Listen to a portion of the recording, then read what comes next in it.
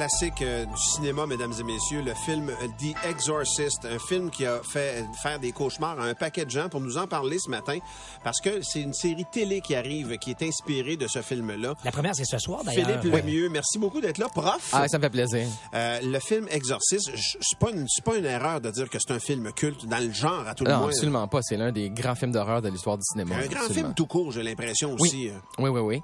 Et d'ailleurs, tout de suite, avant d'oublier, on écoutait la musique. Cette musique-là qui est associée au film n'a pas du tout été composée pour le film. En fait, c'est l'album Tubular Bells de Mike Oldfield. Et ce qui est arrivé, c'est qu'il y avait un compositeur engagé pour faire la musique du film. Il l'a composé. Ce monsieur-là s'appelle Lalo Schifrin. Et quand le réalisateur était prêt à écouter la musique, il a dit « OK, joue-moi ça ». Et le compositeur a joué la musique, le réalisateur a pris les bobines magnétiques sur lesquelles la musique t'a enregistrée, il les a jetées par la fenêtre. Il a dit « T'es congédié, va-t'en. C'est pas ça que je veux.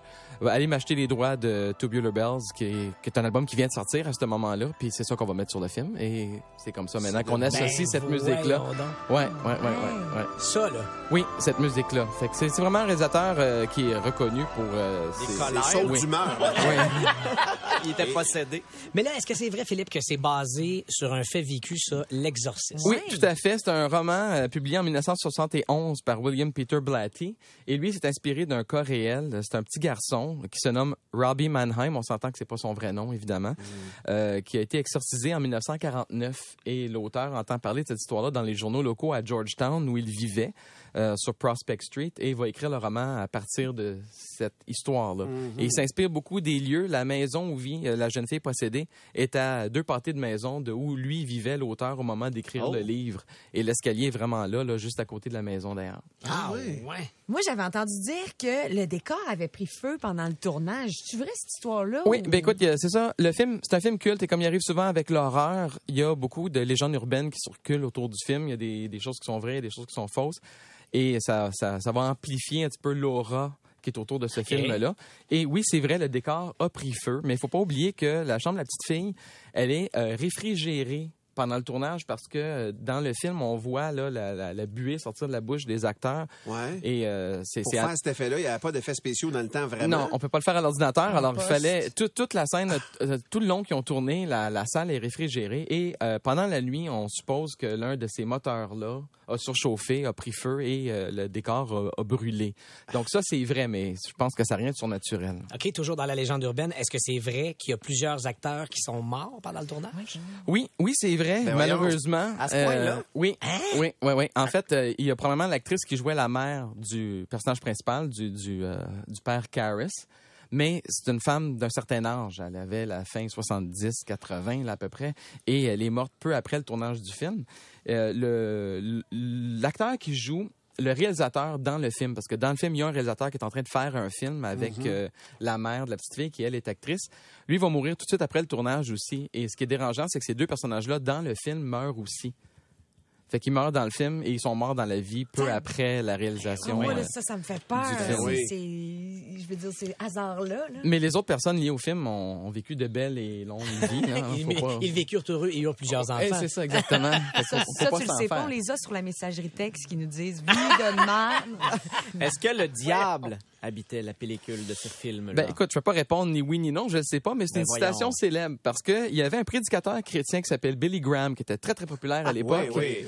Et il passait à la télévision dimanche matin, il y avait des dizaines de milliers de fidèles et lui, il a invité ses fidèles à boycotter le film en disant que le démon lui-même habitait la pellicule de ce film-là et que c'était mal d'aller voir ce film-là, que ça allait avoir un effet néfaste sur leurs âmes. Ben, sur ton mental, oui, je te le confirme. Moi, je l'écoutais en après-midi tellement. On va j'avais pas vivre peur. ça le soir. Non. Un soir venteux d'automne. Pas le meilleur Non, soir. mais d'ailleurs... Il est une mauviette, c'est ce qu'on vient d'apprendre. Hey, tellement. Non, mais dans les salles, en 73, quand le film est sorti, il y en a plusieurs qui supposaient ou qui prétendent encore à ce jour que les gens perdaient connaissance en assistant au film.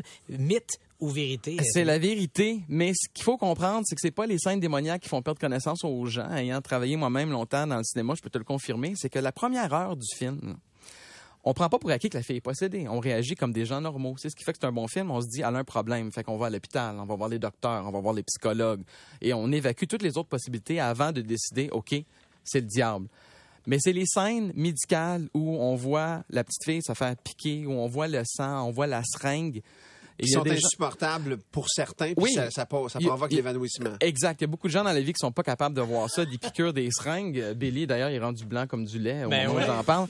Alors, et c'est ça qui faisait perdre connaissance aux gens. Puis il y a une personne en particulier en perdant connaissance qui s'est pété la face contre la chaise qui était devant lui. Il a poursuivi le studio et ça fait une merveilleuse publicité pour le film, évidemment. J'espère qu'il a perdu sa poursuite, mais tu as parlé du réalisateur plutôt intempestif qui a garnoté les bandes sonores par la fenêtre de son building. Est-ce que c'est vrai qu'il y a eu recours à des méthodes brutales pendant le tournage? Oui, et j'ai deux belles anecdotes à ce sujet-là. La première, c'est un peu des tas de les réalisateurs de temps en temps. Là. Les meilleurs ont tout un caractère, faut s'entendre. Okay. Ça va avec la job. Lui cachait des armes à feu un peu partout sur le plateau pour avoir le loisir de surprendre ses acteurs. Donc, il y avait des shotguns, des fusils qui pouvaient tirer sans avertir les acteurs. Il pouvait tirer dans les airs de même, un coup de seconde. Pour susciter des réactions. C'est donc bien barbare. Et oui, c'est quand même... Mais le plus drôle là-dedans, c'est qu'à la toute fin du film, le prêtre, l'acteur principal, meurt au bas des escaliers après les avoir déboulés.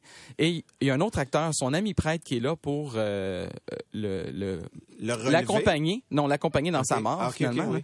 Et c'est un vrai prêtre qui joue ce personnage-là. Il était sur le plateau, justement, pour pouvoir donner son opinion là, d'expert. Mais c'est pas un acteur. Alors, il était pas dans l'émotion du moment. Le réalisateur est venu le voir.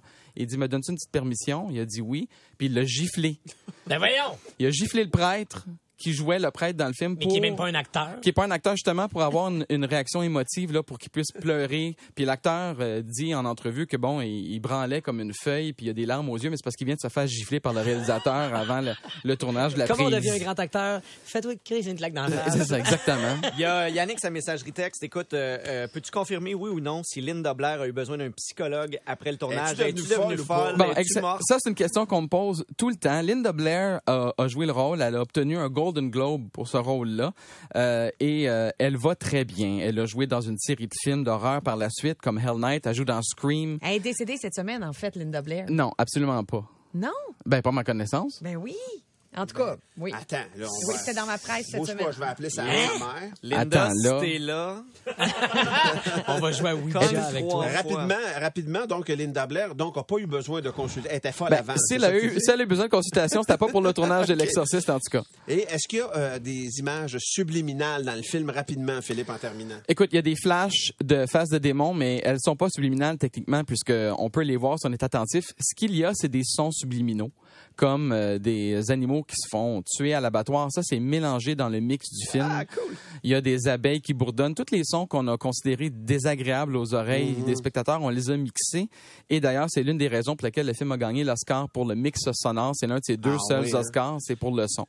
Et ça, pourquoi on vous parle du film, bien sûr, c'est parce que la télésérie va sortir ce soir. C'est à Fox. Il y a quelqu'un qui demandait c'était à quel poste. Oui. Donc, c'est la télésérie inspirée du film. Et précisons que Linda Blair était présente au lancement des soirées annuelles Halloween Horror Nights au studio Universal et qu'elle se dit toujours ensorcelée par l'exorcisme. J'ai-tu menti? C'est peut-être Linda Belair, c'est quelqu'un d'autre. On s'en reparlera. Merci infiniment. Merci. C'est toujours passionnant, Philippe. C'est ça, Linda Belair. Je me suis mêlée. Elle a joué dans un vidéo de danse-exercice.